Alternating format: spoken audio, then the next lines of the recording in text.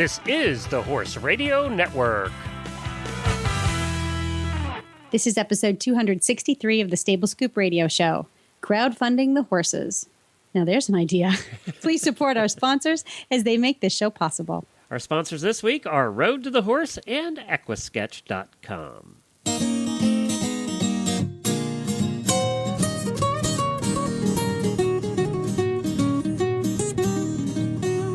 Welcome to the Stable Scoop, with weekly shows delivered right to you. With Helena and Glenn the Geek, live from the stable, it's every week. They bring you the news through hail or high water, while using their tails as their own fly swatters. So sit on down and laugh till you poop, cause it's time again for the Stable Scoop. Stable Scoop. The Stable Scoop. Stable Scoop. This is Glenn the Geek. And this is Helena B., and you're listening to the Stable Scoop Radio Show on the Horse Radio Network. Well, I have a cold, so I'm apologizing for my voice, my sneezing, and my coughing. I'm going to keep my hand on the mute button as we record this. Okay, does that mean... So are you recovering from the cold? Yeah, I hope so. I mean, over the weekend it was terrible, and I couldn't even do the show yesterday morning. And, of course, Jamie and Jennifer picked on me mercilessly about that and what a whiny baby I am. So, well, and the whining continues because my next question was, have you gotten most of the whining out of the way? Yeah, I think I've gotten it out of the way now. So my whine tolerance is very low. I think I got it from that stupid airplane. Every time I go in an airplane, I get a cold.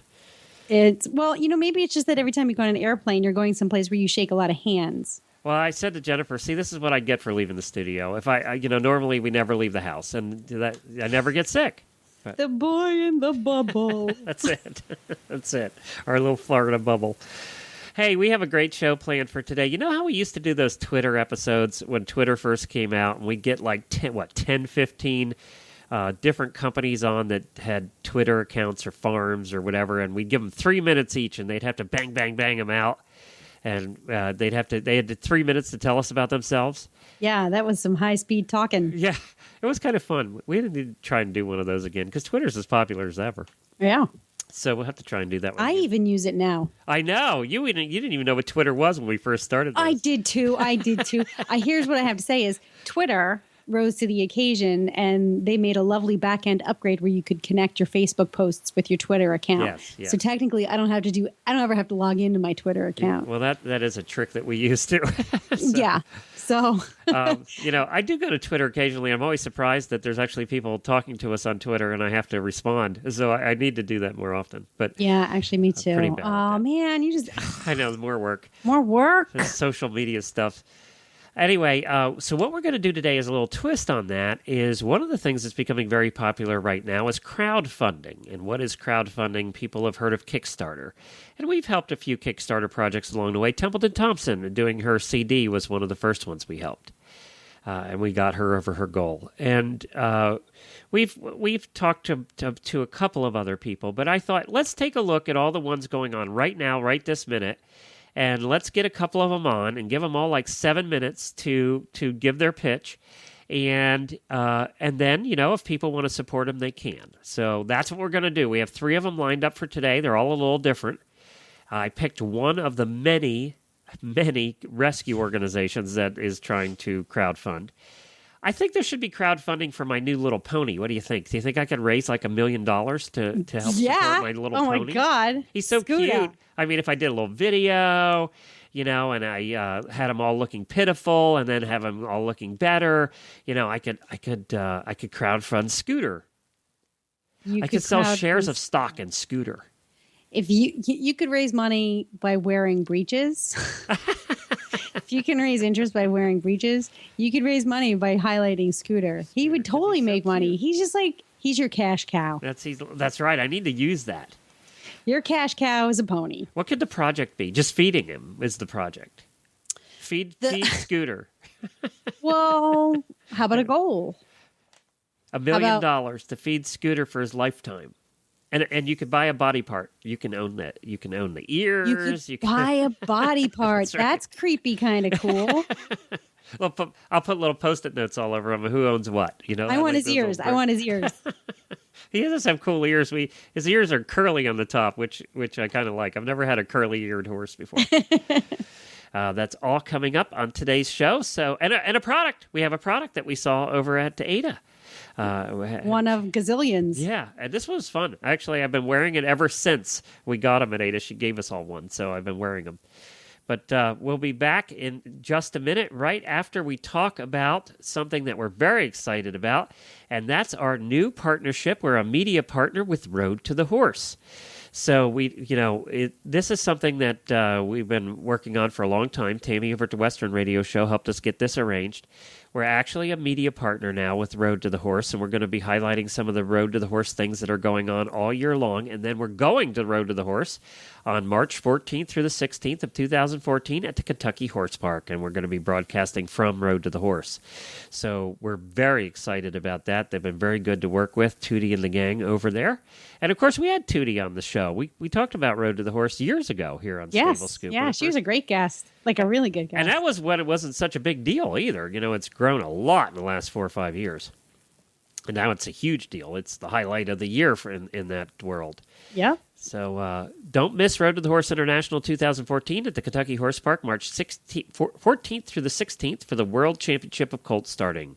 Watch Dan Steers from Australia, Antoine Clos from Switzerland, and Jonathan Field from Canada. We've had Jonathan on the show, too. And the first ever Road to the Horse wildcard competitor face off to see who will walk away with the title of world champion. Watch, learn, and be inspired to reach a higher level horsemanship at Road to the Horse. Plus, enjoy their largest shopping experience yet. Find out more at roadtothehorse.com. So let's go into our rapid-fire crowdfunding projects that we have selected to highlight today. And these are from two websites. Kickstarter and Indiegogo are two of the websites that are really popular for crowdfunding. And what crowdfunding is, if you have never heard of it, is it's a website where you have to put up a video and a description of what the project that you want to do, and you're trying to raise money to do the project. Some of them are inventions that they're trying to get it built. There's been watches and, all different kinds of things. A watch, actually, was the one that raised the most money at $10 million. But so you post whatever you want to do on this crowdfunding source like Kickstarter, and you try and raise money to do it. Now, they work differently. Kickstarter requires you set a goal. Let's say I want to raise $1,000 to do whatever. You have to reach that $1,000 to get to keep any of it at Kickstarter. So if you don't reach $1,000, you don't get the money, you don't do the project. Okay. And Indiegogo has an option where you can keep the money even if you don't raise the whole amount. Oh, all right. Yeah, which I kind of feel that way too. So, the Kickstarter's got it. That's good. It weeds out the not so serious. Exactly. I kind of feel like you do. I'm kind of a little leery. We have a little bit of both today. We have some that are fixed funding, which means that they have to raise it all, and some that are not. So we'll talk to them about that too and find out what their plans are there. Because you worry that if they don't raise the whole amount, that they aren't going to do the project, that they still have your money. Right. And this is where the disclaimer comes in on behalf of our lawyers. We don't know the validity of... I know the validity of one of these groups that we're going to talk about today. The others I just found on Kickstarter and Indiegogo, just like you would if you were out there looking yourself. Use your own discretion before you give anyone money. I'm not recommending you give these people money. We're just highlighting them today. Is that clear enough? Krista. Okay, good. Just want to make that clear. If you lose your money, it's not my fault. You go check it out yourself. If you lose your money, That's it's right. not my fault. Some people have lost money because they get funded, but the product never gets made, or whatever. So, well, you know what? Everybody wants to be an investor, right? But really, it's called gambling. That's right. This is a gamble. It's just like investing in stock in any company. You're gambling that they're going to go through with the project and actually do what they say they're going to do. You're gambling. Yes, but there's risk assessment. And this is what I like about Kickstarter though, or these crowdfunding campaigns, is that you have the opportunity to assess the company, to assess the project, and the project leader's ability to actually follow through with some amount of success in the project. And in the investment world, you're looking at data, you're looking at numbers, and analyst reviews and stuff like that. But here it's more of a personal assessment. But I think Kickstarter does a really good job of allowing you, the individual fan or supporter, to find out more about the project. And usually if you're in the initial wave of a Kickstarter project, they're going to give you something for, you're going to get one of the items, or, you're going to get something for it. Like with Templeton's, you got the CD, and the more you gave, the more she gave you. Yeah, so the risk is a lot. It's not a huge risk, Yeah, and as long as you're not spending the ones I've done 3 or 4 have all worked out. So, they have worked out. Although I know some people have put some in that ones that haven't worked out. So there are both sides of that. Well, let's get started. They each have 7 minutes. And we're going to start with Virginia Hastings of Starshine Video Productions, who has an Indiegogo project. And I've ordered these from the ones who are asking for the most money to the ones who are asking for the least money. And this one is asking for a lot of money, $156,000 they need. Wow. And it's a fixed project, which means they have to get to the $156,000, and it's currently at $8,100. So there's a long way to go. Let's talk to Virginia about what her project is. Well, hi, Virginia, and welcome to the Stable Scoop Show. Hi there, Glenn. Thanks for having me. That's great. Well, when I was looking through all the different, crowdfunding projects there are available on Indiegogo and on Kickstarter, there are a lot of different ones, and a lot of them do revolve around wild horses, mostly the Mustangs here in America. We've had done a number of shows on that issue, and when I saw yours, I went, wait a minute, I didn't even know that Canada had any wild horses. So I mean, we have a ton of Canadian listeners who, some of them might not even know you have a lot of wild horses. So. Right. Yeah. I was just going to say that a lot of Canadians don't realize that we have wild horses either. So, I mean, I didn't realize that we had wild horses until I started researching it a couple of years ago. And most people, when I tell them what I'm up to, they have their eyes just kind of glaze over, and they have no idea that we have wild horses. So. Well, tell us about the wild horses that you do have. And I understand there's not a whole lot of them left. No, there's not. So in Canada, we have different pockets of wild horses in several different provinces, but they are protected provincially. And in Alberta, they don't have protection. So that's it's one pocket where there's nothing for them. And so that is really what I'm trying to raise awareness on, trying to create a documentary that really speaks to all of the issues that are happening in that province, and raise some awareness so that people can go into a theater, find all the information about the wild horses in Alberta in one concise film, and leave feeling like they have all the information to make a proper decision on their own on where they personally stand on the issue. So, in Alberta, there's approximately 750 wild horses left, and they share a large plot of crown land that has several natural resources on it. So there's gas lines, there's logging, and then there's cattle leaseholds for ranchers. And then there's this of course, they want the horses off because they're eating ranch land. Yeah, and that that is their theory, and there's so many arguments based on science on how horses just simply are such a smart creature that they don't, unlike cattle where you physically have to herd the cattle and move them over so that they will graze on different acres of grassland before they chew it right down. Horses, especially wild horses, they're aware that, if they ruin that turf, they won't have food to go back to. So they're a smart animal in terms of they continue to move when they're grazing. They don't just pick a spot and kill all that grass. But that's where a lot of arguments come in with the government. And so there's 4 sides really to the story. There's the advocates, there's the scientists, there's the government, and then there's really just the general, the general citizens and population of that area who want to see them saved. And I think that everyone in that pocket, they all have really valid points. I even think that the government has valid points. But right now, if you want to learn anything about these horses and you go online to Google them, the information is all so divided and it's all over the place. Like there's not one easy location to go and find a non-biased opinion on with collective information, with all the information that's needed. And that's what you're trying to do here with your fundraising project is actually put a documentary together called Lost in the Wind or Lost the Wind? Lost in the Wind. Lost in the Wind. So you're trying to put the documentary together to talk about this and to raise awareness for this issue. And now I have to say that you have an ambitious goal. I mean, your goal is higher than I've seen for most documentaries. It's $156,000. What will the money be used for that people donate?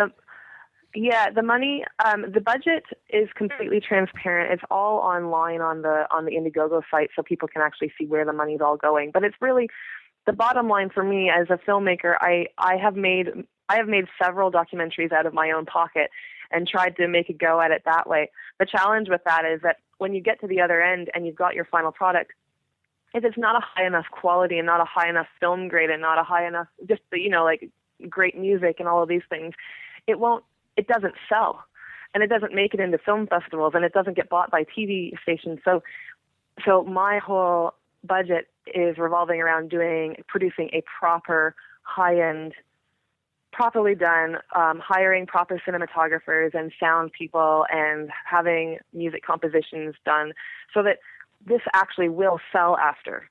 A lot of documentary filmmakers, when they're first getting started, they really neglect the fact that, after the fact, there also needs to be a budget to properly market this so that I didn't just go and waste people's dollars and waste people's time, but now I've got a product and I've got money left to market it. So there's also a large $10,000 of that is just for entry fees to film festivals.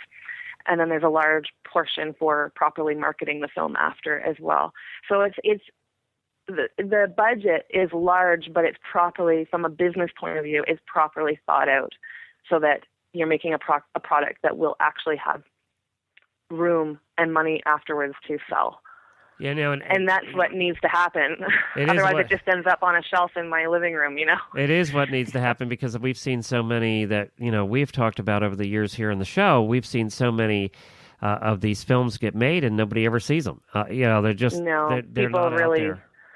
Yeah, people Buck really is the neglect exception. the importance. I think Buck is the exception. Yeah. But they had money dedicated to marketing. Yes. They did the marketing correctly. Yes. Yeah.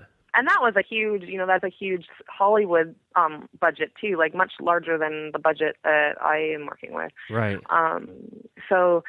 I think it's just important for people to understand that, I've had people say, oh, why don't you just make it for free? I'm like, well, that's great. I can maybe go and do some filming for free, but I don't have the money personally to go and spend after marketing it. And there's no point in telling a story if no one's going to hear about it. And, what people don't realize is you have to pay rights for all the music you use and, you're paying for all of those little bits and pieces that, a lot of people don't realize you have to do that. Yeah. And a lot of people don't realize just the caliber of the caliber of quality of film. If it's not up to a certain caliber, then you can't even enter a lot of really important big name film festivals. So it's great. It's all fine and dandy to go and enter, smaller film festivals. They obviously count too. I mean, I'm not knocking them down, but if you really want to get attention and you really want to get the word out, you really do have to go to mainstream festivals, and having a proper budget will allow you to even be entered into these categories. Without that, they won't even accept your film. Well, and you do have it set up, I see on Indiegogo here that you do have it set up that it's fixed funding, which means that if you don't raise the whole 156, you're not taking anything, basically. Right. You have to raise the whole thing or you're not going to do it, which makes people feel a little bit more comfortable, I believe. I think so. Really, the whole idea is that if I don't raise this money by September 6th, everyone will be refunded what they've donated. So it's you don't lose. And I could have chosen to do it differently, but I've already tried to gain money through grants and larger corporate donors over the last year and a bit, and it's just such a competitive. There's so many filmmakers asking for money, so it's such a competitive market. So the fixed funding idea I didn't want to have $60,000 donated and then be stuck feeling really, really responsible for trying to make a film from $60,000 that I just know that I can't do. Right. So that was why I chose smart. the fixed funding. And for those that don't know too, or have never done this before, it's Indiegogo. You actually don't receive any of the money until the end date. Then you'll receive. You'll receive your money if it hits the goal. If it doesn't hit the goal, it's Indiegogo then that turns around and refunds it. So it's not. Yes. It doesn't fall back. You don't have to count on Virginia. You know, she's a nice lady, but you don't have to count on that. That's Indiegogo that holds it in escrow and then either distributes it or gives it back. So that's right. There's a lot less to worry about there. You know, and these are all things that people should think about. You know, and then they should take a look at. Well, we're going to post a link to this. It's called Lost in the Wind, and I think it's a fascinating topic that we have not talked about here in 3,000 episodes on this network. So I'm glad that we were able to highlight it a little bit. Go watch the video. The video is beautiful, and that's on the Indiegogo site. It's open. You got a long way to go here, girl. I do. You're almost at 10,000, but we're almost a tenth of the way there. We need to help you get a few more dollars, and we'll post a link to it on our Facebook page and also over on Stable Scoop. And we appreciate you being here. Awesome. Thanks so much, Glenn. Thanks for having me.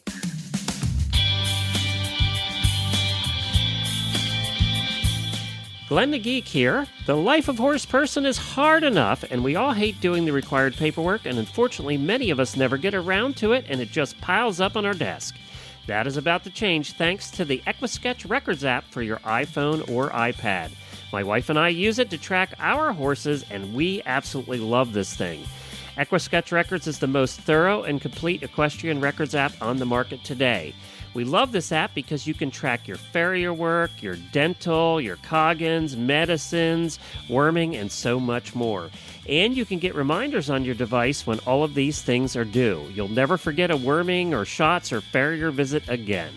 But it not only tracks your horse, you can also manage your horse shows, including individual events. You can manage riders, including lessons and memberships, and so much more. And you can sync it between your iPhone and your iPad, and all of this for the price of a couple of cups of coffee from Starbucks. Search for EquiSketch Records in the iOS App Store or go to EquiSketch.com. That's EquiSketch.com. EquiSketch.com. Well, the next one up for our little 7-minute look at a fundraising project is out of Indiegogo, and it's with an old friend of the Horse Radio Network, Debbie Metcalf of Stolen Horse International. We have talked to her a million times. We love her. She helps people whose horses have been stolen find them again and has had success story after success story. We've highlighted her on all of our shows here on the Horse Radio Network. She's a wonderful woman and really devotes her life in doing this and really doesn't get much out of it except, she really puts in a lot of her time and effort and money to help others. So we're going to find out what she is trying to raise money for. She has a goal of $10,000 and she's currently at $268. So this is another one that we need to find out how long she's got yet and whether we're going to make it to this goal. Well, hi, Debbie, and welcome back to the show. Well, thank you for having me. I'm so glad to be here. We've had you on many times talking. Usually it's an emergency situation where a horse has just gone missing and we're looking for one.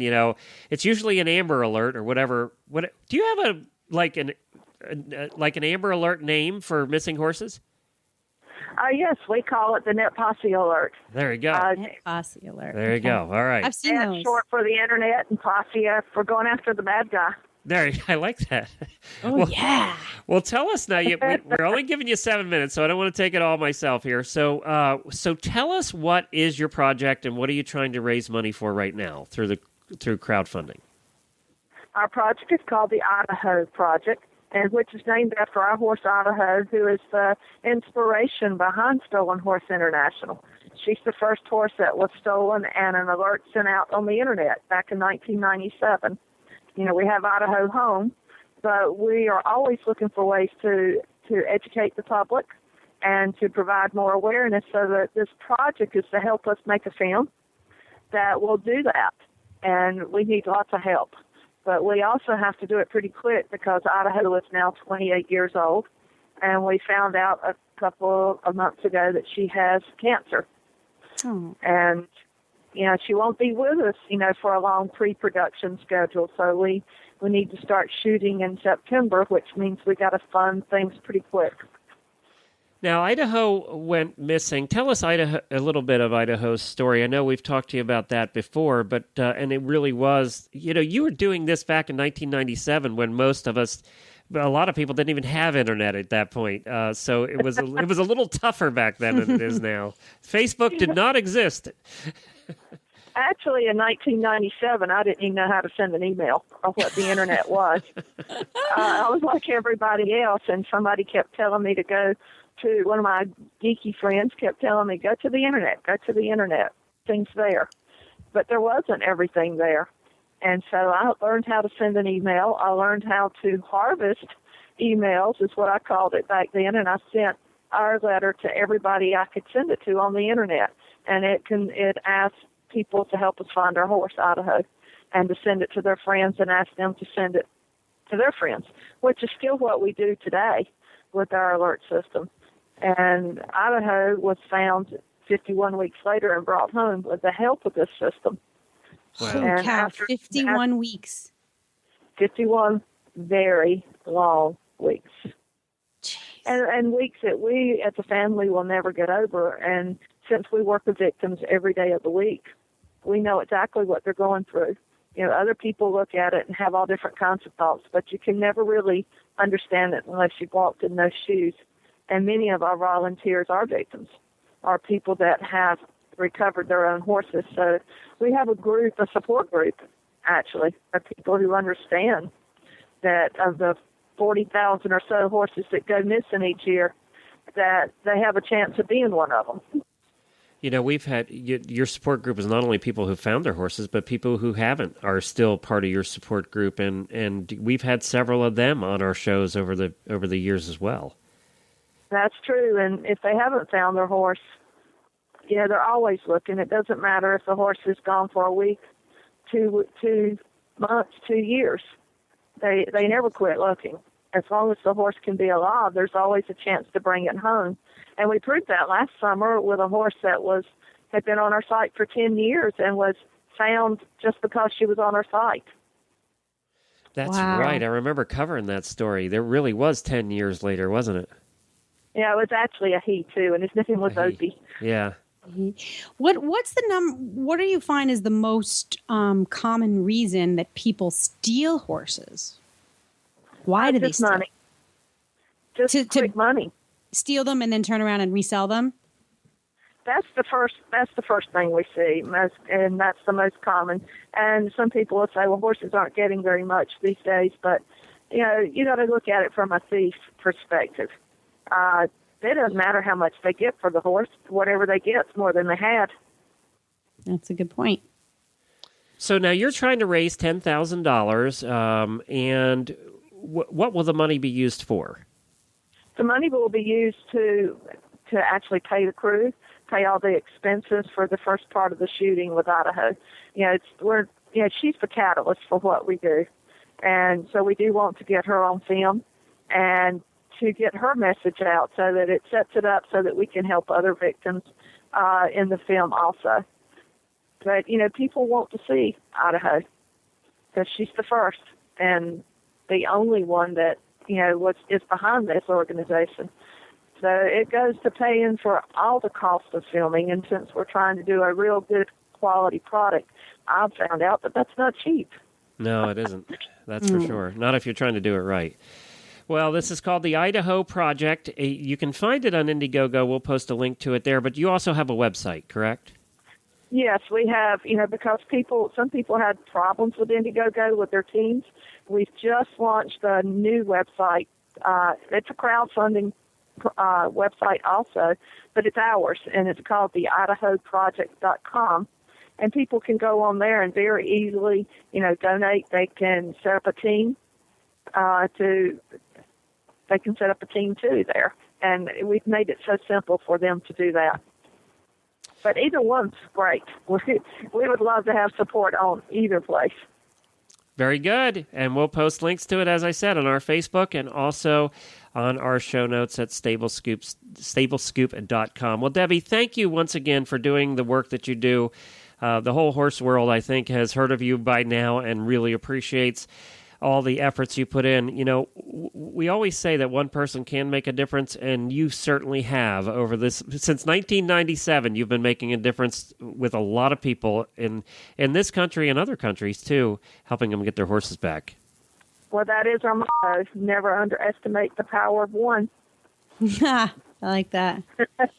Thank you, Debbie. We've had that since 1997, and thank you guys, too. Our pleasure. Good luck with all your work. We'll be behind you. Okay, thank you, Helena.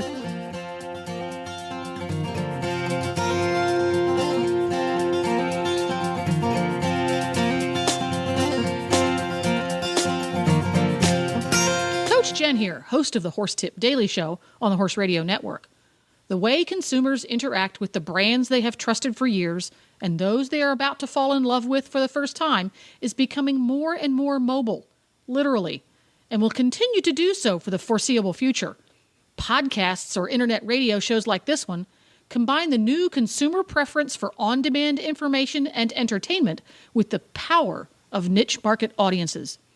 Advertising on the Horse Radio Network podcasts allows you to reach the equestrian consumer using today's preferred on-demand delivery system. It's cost-effective and flexible, able to reinforce your existing marketing and social media strategies. To learn more about advertising on this show or any of the shows on the Horse Radio Network, contact us at 859-951-2022, or you can email us at glenn@horseradionetwork.com.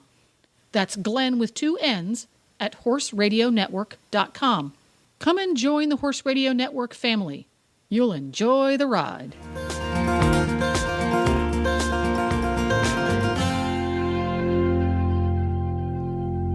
Okay, our final quick look at Kickstarter. See, we should start one called Quickstarter. Quickstarter. I'm sure somebody already has. Yeah. That's a cool name. Kickstarter or Indiegogo project. This one happens to be a Kickstarter project. It's Darlene Nickerson from Black Feather Horse Rescue. Now, when I looked, when I put these together over the weekend, there must have been a dozen of them that were going from horse rescues, which, you know, you obviously could figure out that they're trying to raise money for their horse rescues. Right. This one I picked because, one, I saw in the video that the horses were fat and happy. The other animals on the farm that she showed were fat and happy. And she's trying to raise money to do something that's a little bit different. She'll tell us about that. She has an $1,800 goal, so it's a little less than the others. And there's 405 pledged, so she's getting closer to her goal. Let's talk to her. And she's out of Plymouth, Massachusetts, where I used to live. All right. Yep. Well, hi, Darlene. Welcome to the show. Hi, and thank you very, very much for having me. Now, as we mentioned, Darlene is a Black Feather Horse Rescue in Plymouth, Massachusetts, where I used to live for a little while. Beautiful place. And now you've had this rescue open since 2004, and you're just now doing a crowdfunding project, but it's for something that's a little different. First, tell us a little bit about your rescue.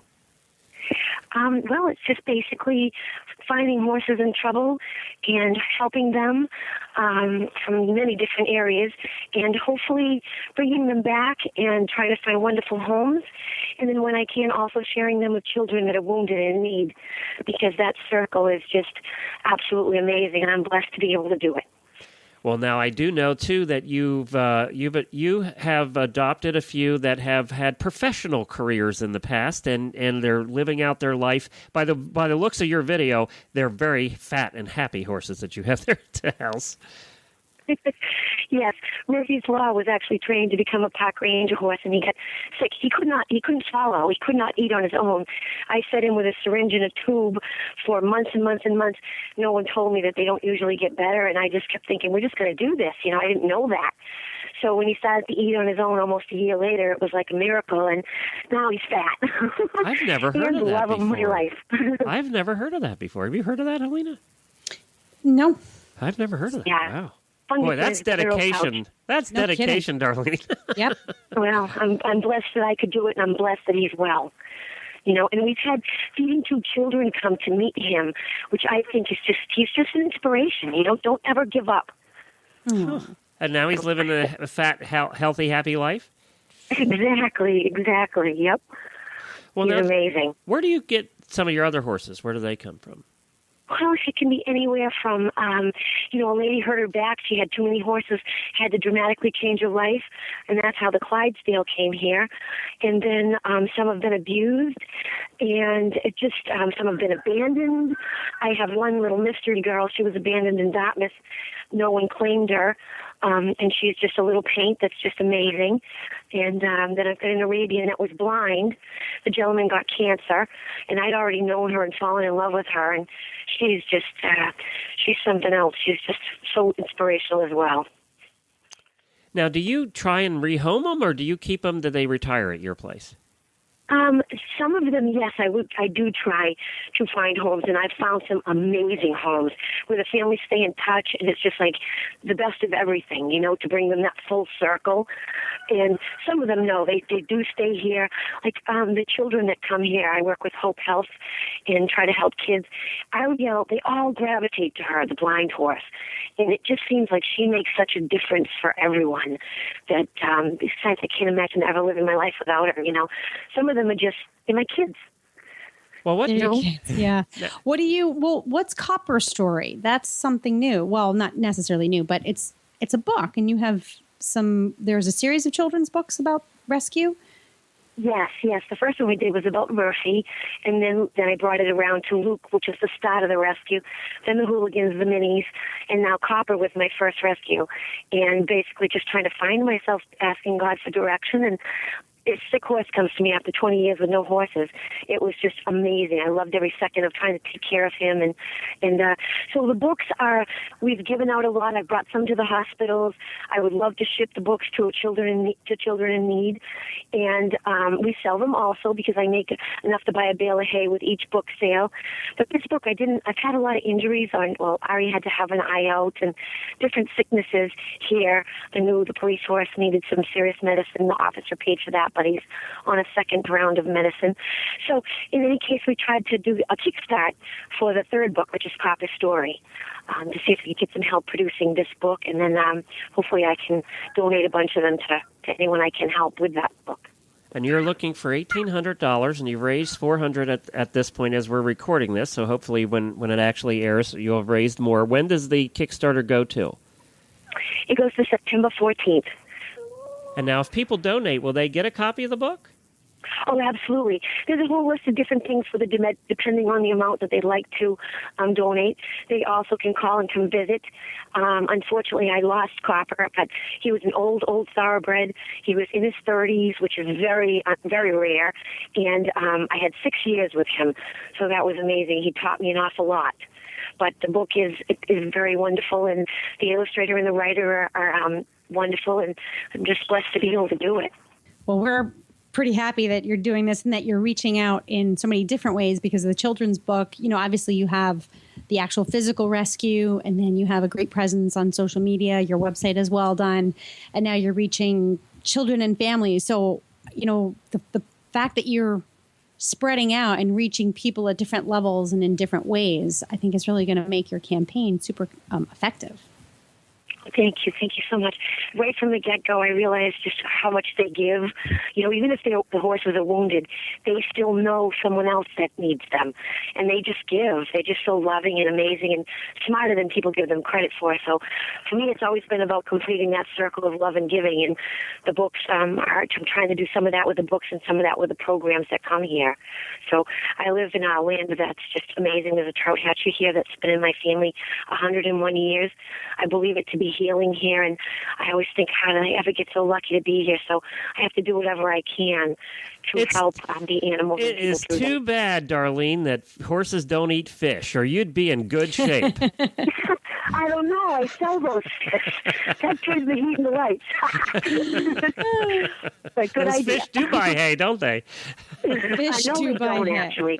They don't actually. I am very blessed to get grants and have sponsors and help, and we do a ton of fundraising. We've got September 14th, as a matter of fact, we have a family fun day coming up at Stevens Field in Plymouth from 1 to 5, and then we have a costume party in October. My website lists all of these things, but you have to continually do different fundraisers I go through at least $35,000 of hay a year. Whoa. That's a lot of hay. Wow. Those big boys. Too. If only I could sell that. Those big draft horses, they eat about a bale of hay each a day. So, I know. And then poop out twice that. That's pretty right. much, yeah. Well, Darlene, this is great. We're going to post a link to your Kickstarter project. It's called Copper Story, a children's book. You can go to Kickstarter and find it there, or we'll post it on our Facebook and our website at stablescoop.com. Good luck with this. I hope you make it. I can't thank you enough, and it's so wonderful what you guys do, and I'm so proud and honored and grateful to be a part of it. Thank you so much. Well, there you go. Now, there's a lot of other projects out there, Helena. You can go to Kickstarter.com or go to Indiegogo.com, and we'll post links to all the ones that we talked about today in our show notes at Stable Scoop. But you can go there, just search for horse. Just put horse in the search, and all the ones that are involving horses will come up. And you'll be surprised how many musical groups have horse in their... I know. I was surprised. I know. Sometimes I use equine instead of horse, where I'll do horse and equine just to filter out those. Yeah. There's some kinky ones that came up with horse stuff. I know. It's like, oh my God. You need to set your search filters to strict. Yeah. So anyway, you can check those out. See some of the others that are out there. This was just a sampling. And by the way, you can check every day and they change. They're new every day. It is kind of fun to see the weird, wacky things that are on there too that aren't horse related. There's some weird, wacky ones. Dude, you got way too much time. I know. I just find these fascinating. Although, you know what? You go looking for, this happens to me all the time. You go looking for something, and then you and I get easily distracted. That's right. What's we that? get bogged down in the others. That's what happens. That's that. And thank God for my browser's back button, or I would never know what it was I was working on before I got distracted. Let's do our Tack and Have It segment right now. But first, before we get to Tack and Have It, your new show is like out now. It's there. It's working. It's out. Yeah. It's Chasing a Fox in a Little Black Dress. Chasing a Fox radio show is now part of the Horse Radio Network. Yay. And my partner in crime, my partner in crime, Sister Finn, and I are going to be covering. She's not a nun, by the way, just clarifying that. She's what? Not a nun. She's not a nun. I call her Sister Finn. Well, you know what? One day we'll do a story on how she got the nickname Sister Finn, where that came from. But rest assured, she is not a nun. She's not a nun. No, I spent the weekend with her when we were down at Ada. I know that for a fact. Yeah, no, she's not a nun. She can swear with the best of them. So we're going to be covering all things fox hunting fashion, including proper hunt attire, what to wear during informal hunting, formal hunting, and all of the social events that go along with the fox hunting life, from cocktail parties to black tie events. We fox hunters are too busy, hunting, so who the heck has time to dress ourselves? And that's where Chasing a Fox comes in. Very good. And you can find it just going to Horse Radio Network or is it chasingafox.com? Chasingafox.com. And it'll be on the apps. We're getting it on iTunes. It'll be on iTunes shortly in the next week, and it'll also be on our apps for the Horse Radio Network app. You'll be able to just go to our app, and it'll be right there, and you can listen to it there as well. So that'll be coming up over the next week too. It's going to be everywhere. It's proliferating. Proliferating. That's a word I've not had attributed to anything I've done, but that's okay. I could have thought of some others. That was the biggest one I could come up with. You considering, how much snot you have in your head? I know, because my head is falling off here. All right, Tack and Have It. Okay.